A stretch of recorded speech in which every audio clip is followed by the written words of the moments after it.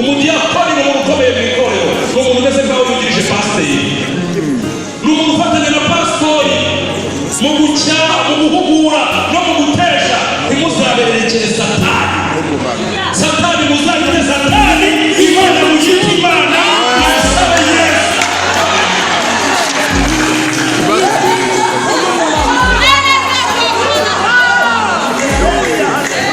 izina ry'Imana rihabwa icyubahiro. Haleluya.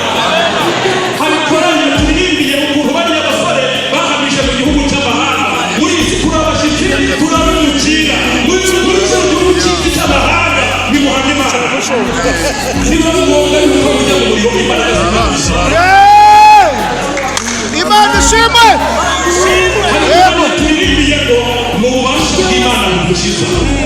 Kuri ububasha bw'Imana buraturinda, kuri ububasha bw'Imana buradukiza. Ububasha bw'Imana ni bwe muri mwe, ububasha bw'Imana ni bubane namwe, ububasha bw'Imana ni bugendane namwe, ububasha bw'Imana buzajya bubarinda, buzajya bubashoboza, buzajya bubakiza. Ububasha bw'Imana, ububasha bw'Imana, ububasha bw'Imana, ububasha bw'Imana. Imana ishimwe. Uzirikane ko Yesu yaduhaye ubutware bwo kujya dukandagira inzoka ya sikorupiyo n'imbaraga z'imyaka zose.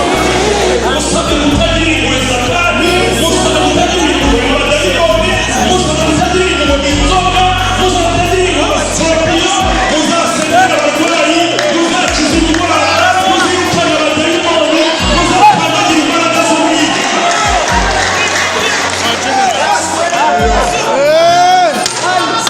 Imana ishimwe. Imana ishimwe. Ubutware dukoresha ni ubutware bwa Yesu hagabamo. Ntabwo ubutware duhabwa ari ubutware bw'idini, si ubutware bwa pasiteri, si ubutware bw'umuntu. Ubutware buzatwara muri mwebwe ni ubutware bwa Yesu. Ubutware bwa Yesu.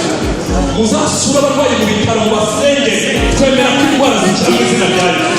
Zanjye mu ngo. Muzasura abafite abadayimoni mubasengere mwirukane abadayimoni mu izina rya Yesu. Yesu atuma bibwirwa bane ko yakoze ngo muzirukane abadayimoni mu izina rya Yesu. Muzabikore mu izina rya Yesu.